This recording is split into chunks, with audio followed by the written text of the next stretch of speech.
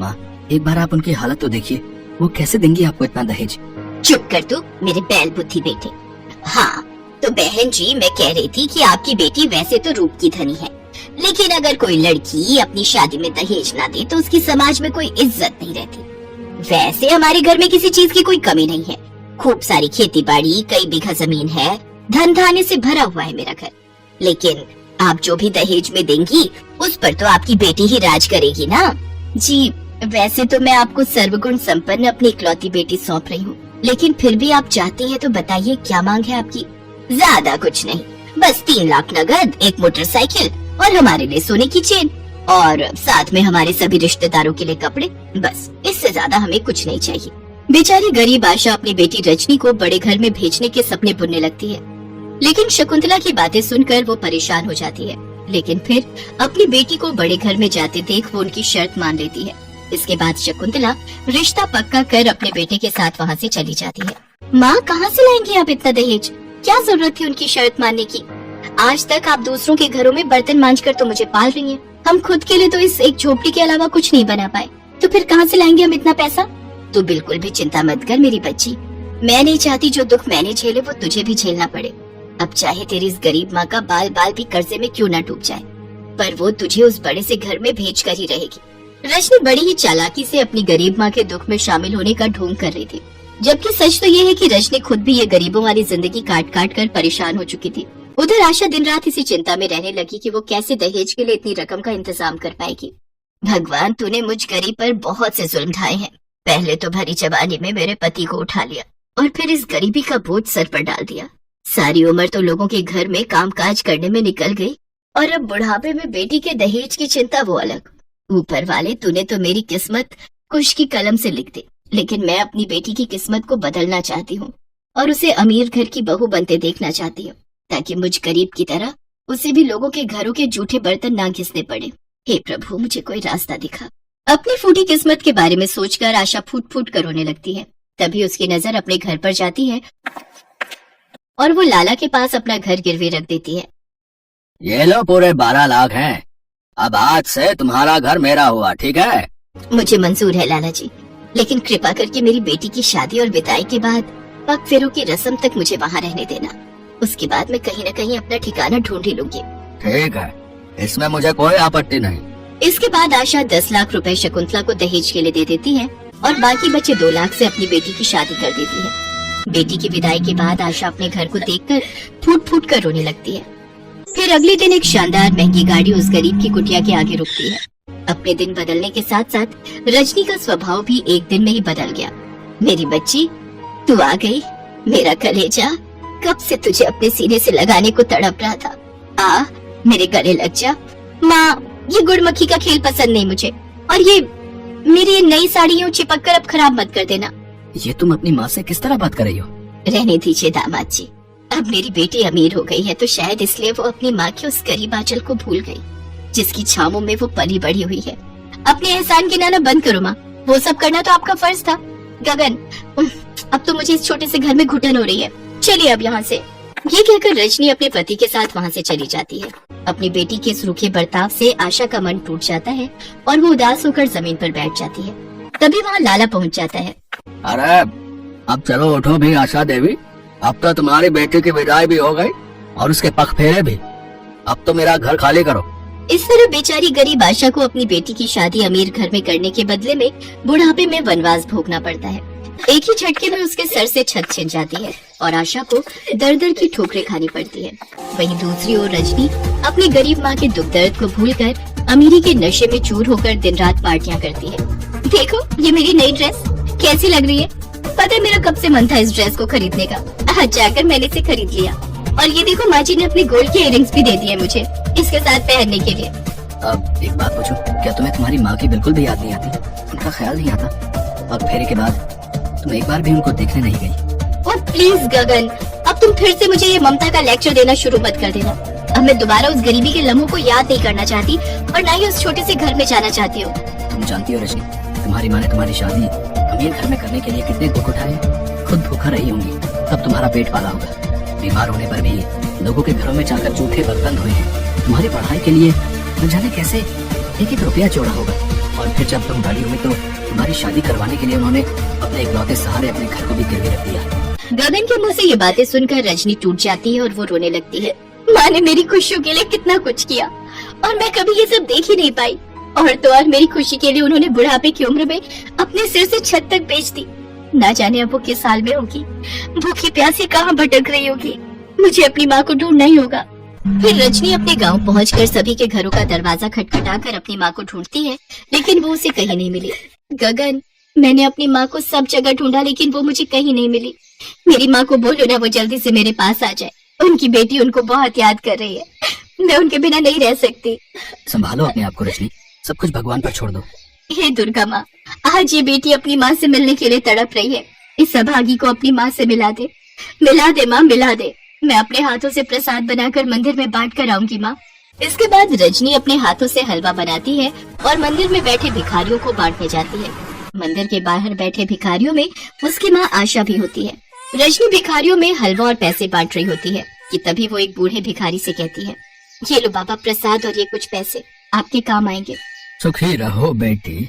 बाबा, अब यह अभागन तभी सुखी हो पाएगी जब वो अपनी माँ से मिलेगी। दुर्गा माँ से मेरी माँ के मिलने की दुआ करो बाबा। दुर्गा माँ किसी को अपने दरबार से खाली नहीं जाने देती। आज वो तुम्हें जरूर अपनी माँ से मिलवाएंगी। उनकी ये सारी बातें उन भिखारियों के बीच बैठी आशा सुन लेती है। वो जैसे ही अपनी बेटी को अपनी ओर आता देखती है तो झट से अपने तन पर फटी मैली चादर से अपना चेहरा ढक लेती है, लेकिन तभी रजनी की नजर उस पर पड़ जाती है। माँ दुर्गा की कृपा से तुम मुझे मिल गई। माँ, मैंने तुम्हें कहाँ कहाँ नहीं ढूंढा। अपनी बेटी का घर बसाने के लिए माँ का खुद का घर छूट गया। अपनी स्वार्थी बेटी को माफ कर दो माँ। घर चलो माँ। घर तो चला गया बेटी, जो खोया है वो लौट आएगा माँ। अब चलो मेरे साथ। इसके बाद रजनी अपनी माँ को अपने घर ले जाती है और उसे अपने पास रखकर उसकी खूब सेवा पानी करती है। गगन भी आशा का एक बेटे की तरह ख्याल रखता है और उसकी हर जरूरत को पूरा करता है। नामली गांव में दुर्गा अपने दो बेटों मोहन और अशोक के साथ रहती थी। पति की मौत के बाद दुर्गा ने अपने दोनों ही बेटों को बड़ी मुसीबतों से पाला था। दुर्गा खुद तो पढ़ी लिखी नहीं थी, लेकिन वो अपने बेटों को पढ़ा लिखा कर काबिल बनाना चाहती थी और इसके लिए दुर्गा ने कड़ी मेहनत भी की। हालांकि फिर भी ऐसा करवाना उसके लिए बहुत मुश्किल था। माँ, अगर मुझे आगे की पढ़ाई के लिए शहर भेजना ही नहीं था तो फिर मुझसे इतनी मेहनत करवाई क्यों? बेटा, तुझे क्या लगता है, तुझे मना करते हुए मुझे अच्छा लग रहा है क्या? मेरी मजबूरी समझ बेटा, सब कुछ तेरे सामने ही तो है। बस करो माँ, हमेशा पैसे का ही रोना रोया है तुमने। तुम रहने ही दो, अब जो करना है वो मैं ही करूँगा। इतना कहकर अशोक घर से बाहर जाने लगा, लेकिन तभी उसके बड़े भाई मोहन ने उसे रोका और उससे बोला, कहाँ जा रहा है अशोक? और तू क्या करने वाला है? कुछ भी करूंगा, पर मैं अपनी मेहनत और अपना भविष्य किसी हालत में खराब नहीं करूंगा भैया। तो रुक, मैं जानता हूँ कि तू गलत नहीं है, पर ऐसा गुस्सा करना तो ठीक नहीं है ना? तो मैं और क्या करूं भैया, आप ही बताओ। माँ ने तो हाथ खड़े कर दिए, तो क्या मैं भी हार मान लूं? मैंने ऐसा तो नहीं कहा, पर हाँ, मैंने कुछ सोचा जरूर है। सुन, वो अपने गांव से बाहर की तरफ जो कपड़े की फैक्ट्री है ना, मैंने वहां बात की है। मुझे वहां काम मिल सकता है, तो बस कुछ दिन रुक जा। एक बार मेरी कमाई शुरू हो जाए तो शायद मैं कुछ कर सकूंगा। लेकिन मोहन, तेरी भी तो पढ़ाई है, तू अगर काम करेगा तो पढ़ेगा कब? कोई बात नहीं माँ, मैं पढ़ूं या अशोक, बात तो एक ही है ना। और वैसे भी अब आपकी उम्र भी तो नहीं है काम करने की। मैं कमाने लगूंगा तो आप भी घर पर रहकर आराम करना। बड़े बेटे मोहन की समझदारी देखकर दुर्गा की आंखें भर आईं। अशोक को भी अपने बड़े भाई की बात ठीक लग रही थी। मोहन ने जैसा कहा था वैसा हुआ भी। उसे कपड़े की फैक्ट्री में काम मिल गया और अब मोहन अपने घर का खर्च उठाने लगा। साथ ही अशोक को शहर भेजने का इंतजाम भी उसने बहुत जल्दी कर लिया। अपने घर को गिरवी रखकर उसने थोड़ा कर्ज भी लिया और उन्हीं पैसों से उसने अशोक का एडमिशन शहर के एक अच्छे कॉलेज में करवा दिया। अच्छा भैया, चलता हूँ, अपना ख्याल रखना। हाँ छोटे, जा, और शहर जाकर खूब मन लगाकर पढ़ना। खर्चे की चिंता बिल्कुल मत करना, ठीक है? और हाँ, हमेशा याद रखना, मैं और माँ तुझे एक बड़ा अफसर बनते हुए देखना चाहते हैं। हाँ भैया, अब मैं चलता हूँ। और इस तरह अशोक शहर चला गया और मोहन गांव में ही रहकर सारी जिम्मेदारियां संभालने लगा। दोनों भाई अपनी अपनी जगह जी तोड़ मेहनत कर रहे थे। अशोक ने शहर आकर खूब मेहनत से पढ़ाई की और हर साल कॉलेज टॉप किया। दूसरी तरफ मोहन ने भी रात दिन एक करके सब कुछ संभाला। अशोक के कॉलेज की फीस और घर खर्च के साथ साथ दुर्गा की खराब होती सेहत भी मोहन के सामने एक बड़ी चुनौती थी। लेकिन मोहन घबराया नहीं और किसी तरह काम चलाता रहा। फिर एक दिन, भैया मैंने कर दिखाया भैया, मैंने यूपीएससी का एग्जाम क्रैक कर लिया है, रैंक भी बहुत अच्छी है। वाह मेरे भाई, कमाल कर दिया, सच में तूने सारी मेहनत सफल कर दी। अब सब ठीक हो जाएगा, तू सरकारी अफसर बन जाएगा, फिर हमारी सारी मुसीबतें दूर हो जाएंगी। अब तू जल्दी से गाँव आ जा, तुझे देखे कितने दिन हो गए, माँ भी तुझे बहुत याद करती है। अब हाँ भैया, जल्दी आऊंगा, पर पहले सब कुछ क्लियर हो जाए, कौन सी पोस्ट मिल रही है, कहाँ पोस्टिंग होगी, ये सब पता चल जाए, फिर आता हूँ मैं। मोहन को लगने लगा कि ये उसके संघर्ष का अंत है, लेकिन ये उसका भ्रम ही था। शहर में रहते हुए अशोक वाकई अपने परिवार से बहुत दूर हो गया था। उसे इनकम टैक्स डिपार्टमेंट में अपॉइंटमेंट मिला। सरकारी अफसर के तौर पर अब अशोक को न सिर्फ अच्छी तनख्वाह मिल रही थी, बल्कि रहने के लिए आलीशान घर भी मिला था। और उधर गांव में मोहन के लिए सब कुछ संभालना काफी मुश्किल होता जा रहा था। अशोक, अब तू ऐसा कर, अपना पता लिखवा दे मुझे, मैं माँ को लेकर आ जाता हूँ वहाँ। वो तुझे बहुत याद कर रही है, हर रोज तेरे बारे में पूछती है।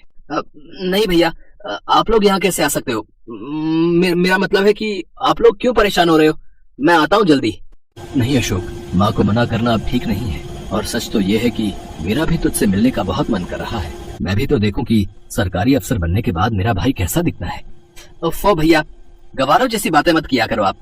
मेरी सरकारी नौकरी लगी है, किसी फिल्म में हीरो नहीं बन गया हूँ मैं जो अलग दिखने लगूंगा। मैं पहले जैसा था अब भी वैसा ही हूँ। सुनिए, आपको और माँ को यहाँ आने की कोई जरूरत नहीं है, मैं अगले हफ्ते तक आने की कोशिश करता हूँ। अशोक का बर्ताव बहुत ही खराब था, जिसका मोहन को बुरा भी लगा, लेकिन वो कुछ कह पाता उससे पहले ही अशोक फोन काट चुका था। मोहन बुझे मन से घर वापस आ गया और उसने अशोक के गांव आने की बात दुर्गा से कही। खराब तबीयत के बावजूद दुर्गा तैयारियों में लग गई, लेकिन मोहन में कोई उत्साह बाकी नहीं था, क्योंकि वो समझ गया था कि जिस अशोक को उसने शहर पढ़ने भेजा था अब वो काफी बदल चुका था। इससे बेखबर दुर्गा बहुत खुश थी और बड़ी ही बेसब्री से अशोक के आने का इंतजार कर रही थी। अशोक, तू आ गया बेटा, कैसा है तू? सरकारी अफसर बन गया तो भूल गया अपने परिवार को? माँ, अगर यही सब बातें सुनानी है तो मैं अभी वापस जा रहा हूँ। अरे देख रहा है मोहन, अफसर बाबू की नाक तो बड़ी ऊंची हो गई है। वैसे कुछ अलग नहीं है, ये तो है ही बचपन से नक चढ़ा। चल आजा जल्दी से, मैंने तेरी पसंद का खाना बनाया है। नहीं माँ, खाना तो नहीं खा पाऊंगा, बस 1-2 घंटे में निकलूंगा मैं। ये क्या कह रहा है? इतने दिनों बाद घर आया है और एक दिन भी नहीं रुकेगा? माँ, अब ये मेरा घर नहीं है, वहाँ शहर में है, जहाँ सारी चीजें मेरे हिसाब से हैं। मैं यहाँ रुकना चाहूँ तो भी नहीं रुक पाऊंगा। तुम बस ये बताओ कि तुम्हारी तबीयत कैसी है, मैं बस वही देखने आया हूँ। अशोक की बातें सुनकर दुर्गा हैरान थी। अब उसे भी अशोक में आया बदलाव साफ दिखाई दे रहा था। जब दुर्गा ने अशोक की बात का कोई जवाब नहीं दिया तो मोहन ने कहा, अब माँ की तबीयत ठीक नहीं है अशोक, मैंने तुझे बताया तो था, यहाँ के डॉक्टर कुछ खास नहीं कर पा रहे हैं। तू ऐसा कर, जितना जल्दी हो सके हमें अपने साथ शहर ले चल, वहाँ माँ का इलाज करवाएंगे। तो आप कैसी बातें कर रहे हैं भैया, शहर में इलाज कितना महंगा है आपको पता भी है, और सच कहूँ तो मुझे तो माँ भली चंगी लग रही है। आप फालतू में इतनी चिंता कर रहे हो, बाकी बुढ़ापा है तो थोड़ी बहुत परेशानियां तो लगी रहेंगी। अशोक, ये कैसी बातें कर रहा है तू? माँ को सांस की बीमारी है, तूने कुछ भी नहीं देखा है, इसीलिए ऐसी बातें कर रहा है। तो एक बार मेरे कहने से माँ को शहर ले चल, फिर जो डॉक्टर कहेंगे वही करेंगे। इसकी जरूरत नहीं है भैया, मैंने कहा ना, मैं इतना बड़ा अफसर बन गया हूँ तो इतना तो बता ही सकता हूँ कि क्या करना चाहिए और क्या नहीं। तो अफसर बन गया है, कोई डॉक्टर नहीं, समझा? हाँ तो आप क्या हैं? कल भी एक दिहाड़ी मजदूर थे और आज भी वही हो। अशोक, वो तेरा बड़ा भाई है, ये मत भूल कि आज तू जो कुछ भी है उसी की वजह से है। उफ, तो इस सब के लिए बुला रहे थे आप लोग मुझे? मैं अपना इतना जरूरी काम छोड़कर आया हूँ और आप लोग? ठीक है अशोक, तो तू जाकर अपना जरूरी काम ही संभाल, यहाँ मैं हूँ। मोहन की बात सुनकर अशोक वहाँ एक पल भी नहीं रुका और वापस शहर चला गया। इसके बाद से न मोहन ने अशोक को कभी फोन किया और न ही अशोक ने कभी अपनी माँ और भाई का हालचाल जानने की कोशिश की। दोनों भाइयों के अपने अपने परिवार हो गए, लेकिन फिर भी दोनों के बीच की दूरियां कम नहीं हुई। ऐसे ही कई साल बीत गए। फिर एक दिन, मिस्टर अशोक, अब क्या कहेंगे आप? ये रिश्वत के पैसे आपके घर से मिले हैं, चलिए आपको हमारे साथ चलना होगा। सर, मेरा विश्वास कीजिए, मुझे फंसाया जा रहा है, ये पैसे मेरे घर में कैसे आए मुझे नहीं पता। अशोक पर रिश्वत लेने का आरोप था। उसकी सरकारी नौकरी पर तो खतरा मंडरा ही रहा था, साथ ही उसे जेल भी जाना पड़ सकता था। लेकिन फिर अचानक कुछ ऐसा हुआ जिसकी उम्मीद अशोक ने कभी नहीं की थी। रुकिए सर, आप इन्हें कहीं नहीं ले जा सकते। मैं अमित मीरचंदानी और मैं इनका वकील हूँ। मिस्टर अशोक ने किसी से रिश्वत नहीं ली है। वो पैसे जो आपको इनके घर से मिले हैं, असल में वो इनकी जानकारी से बाहर हैं। उन्हें चुपचाप यहाँ रखा गया था। ये रही इनके घर की सीसीटीवी फुटेज, जिसमें सब कुछ साफ साफ नजर आ रहा है। जांच अधिकारियों ने सीसीटीवी फुटेज देखकर तसल्ली की और इस तरह अशोक बहुत बड़ी मुसीबत से बच गया। फिर जांच अधिकारियों के जाने के बाद मिस्टर मीरचंदानी, मैं आपका जितना भी शुक्रिया कहूँ वो कमी होगा। पर मुझे ये बताइए कि आपने मेरी मदद क्यों की? मैं तो आपको जानता भी नहीं। जी, आप मुझे नहीं जानते, लेकिन मोहन भैया जानते हैं। वो जिस फैक्ट्री में काम करते हैं, मैं उस फैक्ट्री के मालिक का बेटा हूँ। मेरे पापा ने जब अखबार में आपके खिलाफ चल रही जांच के बारे में पढ़ा तो मोहन भैया को फौरन इस बारे में बताया। ये मोहन भैया का आप पर विश्वास ही था, जिसे देखकर मेरे पापा ने आपकी मदद करने का फैसला किया और मुझे इस बारे में बताया। मैं काफी दिनों से आपका केस स्टडी कर रहा हूँ, जिसमें मैंने पाया कि आप सच में बेकसूर हैं, तो बस इसीलिए मैंने आपकी मदद की। उस वकील की बात सुनकर अशोक फूट फूट कर रोने लगा। उसे खुद पर शर्म आ रही थी। वो समझ गया था कि भले ही वो रिश्वत लेने का गुनहगार नहीं था, लेकिन अपने भाई और अपनी माँ का बहुत बड़ा गुनहगार था। अशोक फौरन अपने गांव पहुंचा और उसने मोहन के पैरों में गिरकर उससे माफी मांगी। वो अपनी माँ से भी माफी मांगना चाहता था, लेकिन अब ये मुमकिन नहीं था। भैया, मुझे माफी नहीं बल्कि सजा चाहिए, क्योंकि मैं इसी के लायक हूँ। सच तो ये है कि मैं अफसर तो बन गया, लेकिन एक अच्छा भाई और बेटा नहीं बन सका। मोहन की आंखों में भी आंसू थे, लेकिन खुशी के। उसने अशोक को अपने गले से लगा लिया और उसे माफ भी कर दिया। दोनों भाइयों का ये मेल भले ही दुर्गा अपनी आंखों से नहीं देख सकी, लेकिन वास्तव में यही उसकी आखिरी इच्छा थी, जो उसके मरने के बाद पूरी हो रही थी।